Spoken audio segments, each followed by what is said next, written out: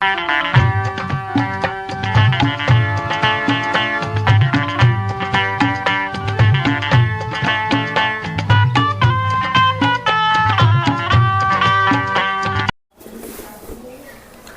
बुद्धाय। साथियों ये एक प्लास्टिक का बॉल है। पृथ्वी इसी तरह से गोल है और जैसे ये लकीरें गोल घूमकर उसी जगह पर आकर मिल रही है, उसी तरह से अगर प्लेन के जरिए पृथ्वी का गोल चक्कर मारा जाए तो आदमी जहाँ से निकला था वही पहुँचता है। यही हो रहा है। बौद्ध धर्म को मिटाने के लिए विष्णु का अवतार बनाया गया। अनेक देवी देवता उनके कहानी में जोड़े गए। बौद्ध धर्म को मिटाकर उनके ही कथाओं से नई कथाओं की रचना की गई और नया समाज निर्माण किया गया। ऐसा समाज जो पाखंड पे आधारित हो, ऐसा समाज जो भयभीत रहे, ऐसा समाज जो कई जातियों में बंटकर आपस में ही दुश्मन बना रहे, ऐसा समाज जिसमें बंधुत्व न हो, ऐसा समाज जिसमें मैत्री ना हो, ऐसा समाज जहां लोग पानी के लिए तरसते हो लेकिन केवल उनकी जातियां देखकर उन्हें पानी तक दिया ना जाता हो, ऐसा समाज जिनको भूख प्यास के लिए तरसता छोड़ दिया जाए, ऐसा समाज जो अन्याय के खिलाफ आवाज ना उठा सके, ऐसा समाज जो हर अत्याचार अन्याय को सहता ही जाए, जिसकी पुकार सुनने कोई विष्णु, कोई गणेश, कोई शिव भी ना खड़ा हो सके, ऐसा समाज जिसका पूरा संचालन उनको गुलाम बनाने वालों के हाथों हो। और ऐसे रीति रिवाज बनाए गए जिसमें एक समाज को अपने आप को उन रीति रिवाजों के पालन में कमतरता महसूस हो, वो भिखारी बने, लाचार बने और उसको जिल्लत महसूस हो। जैसे कि शादी ब्याह में करोड़पति लोग करोड़ों का खर्चा करते हैं, बड़े धूमधाम से शादी करते हैं और एक आम आदमी वो देखते रहता है, कोशिश करता है, कल्पना करता है इसने इतना खर्चा किया तो मैं इसके 25% तो कर ही सकता हूँ। फिर क्या करता है, कर्जा करता है इधर उधर से और अपने जीवन की मेहनत की कमाई को उनकी बराबरी, उनके जैसा दिखने के लिए या औरों की बराबरी करने में लगा देता है। इस तरह से समाज का सर्वनाश हो रहा है। जैसे बौद्ध धर्म को मिटा दिया गया, उसी तरह से बौद्ध धर्म के पवित्र विनय को भी मिटा गया। बौद्ध धर्म में शादी के लिए हजारों लोगों के भोजन, 500,000 लोगों को भोजन खिलाना कहीं कतई मंजूर नहीं है। बौद्ध धर्म में सीधे सरल पद्धति से सौगंध शपथ लेना अनिवार्य है और यही शादी मानी जाती है, यही विवाह माना जाता है। फिर ये डीजे, फिर ये मंडप, फिर ये हजारों प्रकार के नखरे क्यों किए जा रहे?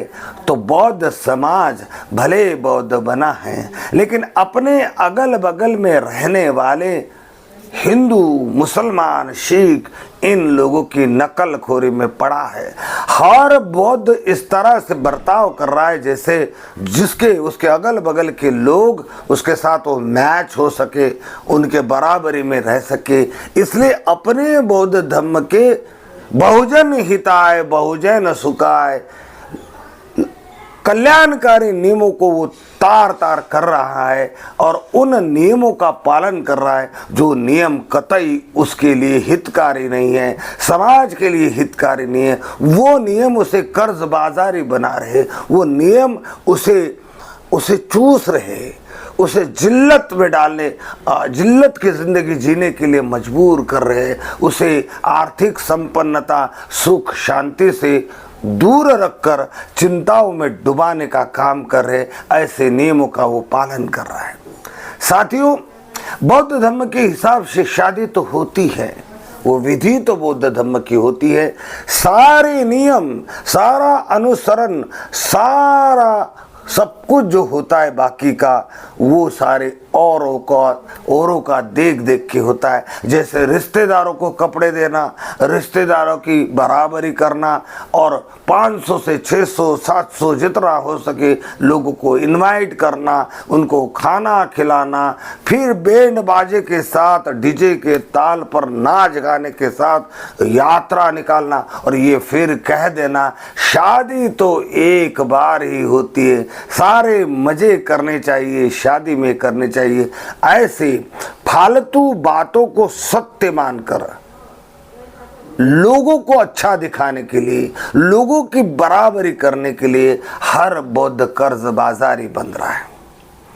विधि तो बौद्ध धर्म की, सारे नियम उसी पोकल, वही पाखंडवादी धर्म के जहां से वो आया है। रिश्तेदारों को साड़ियाँ, ये गहने देना, वो देना, ये प्रसन्न करना, उनकी बराबरी में ही शादी का सबसे ज़्यादा खर्चा होता है। शादी में सबसे ज़्यादा खर्चा मंडप, डीजे, बैंड बाजे, इसके साथ बारात निकालने से, हज़ारों लोगों को इनवाइट करने के लिए इनवाइटेशन कार्ड, इनवाइटेशन, भोजन, अच्छा सा अच्छा भोजन, बराबरी कर सके, इज्जत रख सके ऐसा भोजन, ये खोखली बातों को बौद्ध ने मन पर लेप की तरह बिठा दिया है। इसमें चूसा जाता है वो गरीब व्यक्ति जो परिश्रम करने वाला है, वो चूसा जाता है, उसे ताने भी सुनने पड़ते हैं। वो ताने ना सुने इसलिए मन में ही मन में कर्ज करता है और औरों की बराबरी करके शादियां करता है। एक शादी हो तो भी चल जाए, लेकिन 2 या 3 शादी तो हर परिवार में होती है। इसी तरह से मृत्यु हो जाने पर बहुत सारे लोगों को इनवाइट करना, श्रद्धांजलि, पुण्यानुमोदन का कार्यक्रम करना, फिर भोजन देना, दान देना, इन रीति रिवाजों ने बौद्ध समाज को खोखला कर दिया, आर्थिक रूप से लूट लिया, मानसिक रूप से तोड़ दिया। इनसे तो पटेल समाज गुजरात का बहुत अच्छा है, करोड़पति श्रीमंत समृद्ध समाज है पटेल, लेकिन वो सुधारनावादी है। गुजरात के पटेलों ने कई वर्ष पहले, 20 वर्ष पहले ही समूह लग्न की योजना बनाई, प्लानिंग बनाया, अपने समाज को इकट्ठा किया, उन्हें समझाया कि तुम्हें अगर समाज में रहना है तो तुम्हें इन नियमों का पालन करना होगा, इससे तुम्हारा भला है, तुम्हारे पैसे बचेंगे और शादी भी अच्छी लगेगी। तो समूह विवाह की पद्धत गुजरात के सुधारनावादी पटेलों ने अमल में लाई। उन्होंने नियम बनाए कि शादी किसी की भी हो, केवल 5,000 10,000 आप संस्था को दीजिए, फॉर्म भरिए और वहां आकर शादी कर लीजिए, और दोनों पक्ष के मिलाकर केवल 50 लोगों को भोजन दिया जाएगा।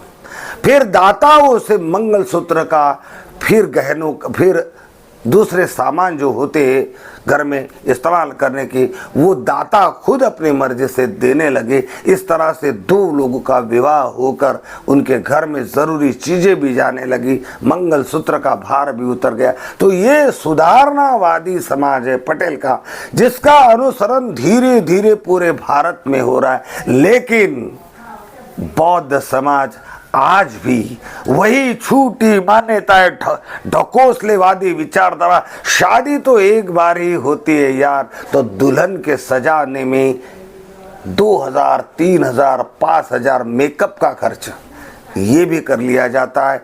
घोड़े पे बैठने की जिद भी की जाती है, घोड़ा न हो तो कार सजाने की जिद की जाती है, बारात की जिद की जाती है, बारात में डीजे की जिद की जाती है, फिर अश्लील डांस होते हैं, क्या क्या होते हैं, रिश्तेदारों को खुश करने के लिए साड़ी बूट क्या क्या देते हैं। इस तरह से जीवन भर की गाढ़ी कमाई केवल 2 दिनों में खर्च की जाती है।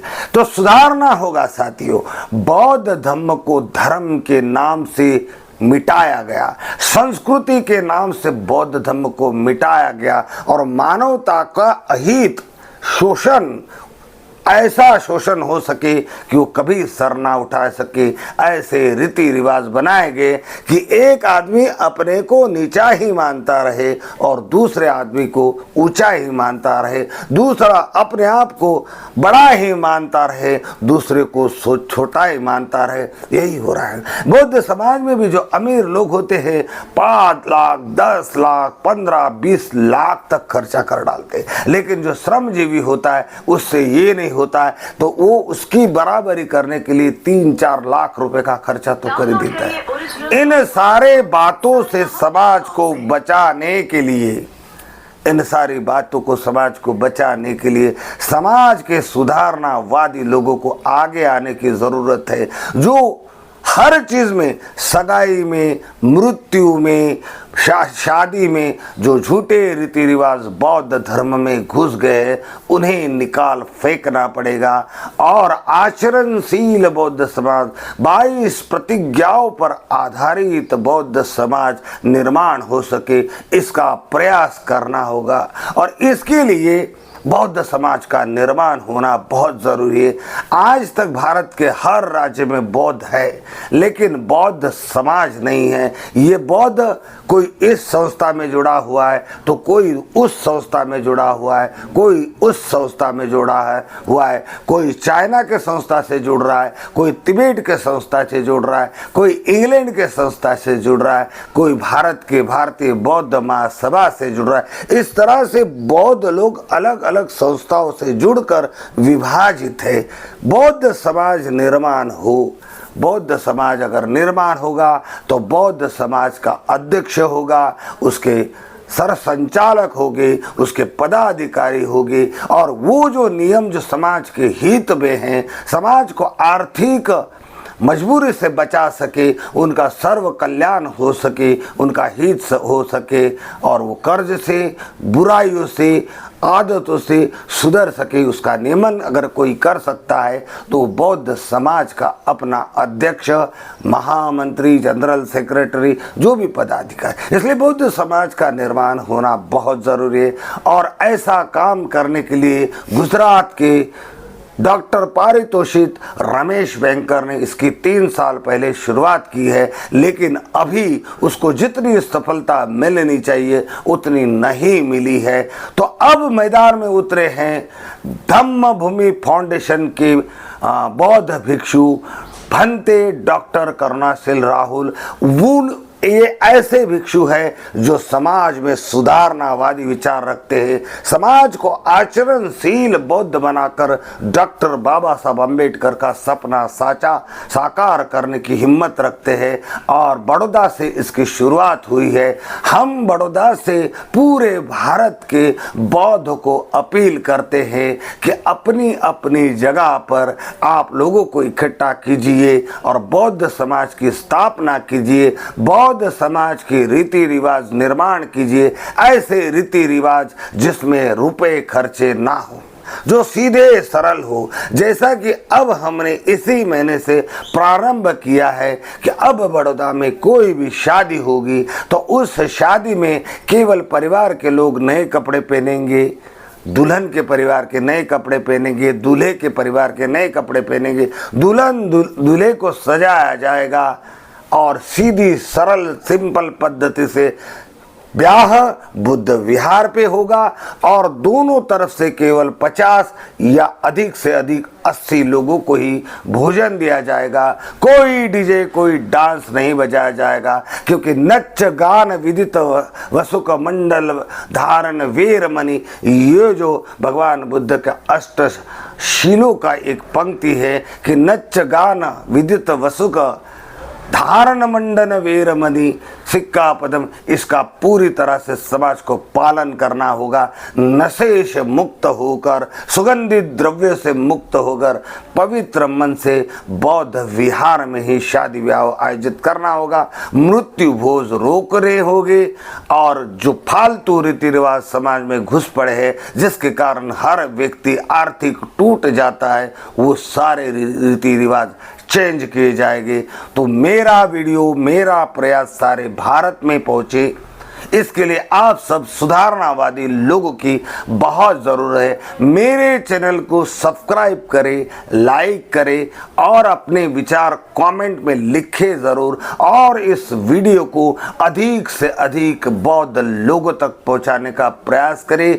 आइए बौद्ध समाज का निर्माण करके समाज को संगठित करते हैं और समाज की बुराइयों को दूर करके आचरणशील बौद्ध समाज निर्माण करते। ऐसा बौद्ध समाज जो 22 प्रतिज्ञाओं का पालन करे, 10 पारमिताओं में श्रद्धा रखे, शीलों का पालन करे और फालतू मान्यताएं, मनगढ़ंत मान्यताओं से हमेशा बचा रहे और पैसे बचाए, झूठे रीति रिवाजों को त्याजे। ना हम तुम्हें खाना खिलाएंगे ना तुम हमें खाना खिलाओ। आओ दो युगलों की शादी करते हैं और उनको दाम्पत्य जीवन में प्रारंभ करने का आशीर्वचन देते हैं। सारी विधि विधान बौद्ध धर्म से होगी, सारे फालतू खर्चे हर संस्कार के खत्म किए जाएंगे। ऐसा समाज निर्माण जो करना चाहते अपनी अपनी जगह बौद्ध समाज की स्थापना करें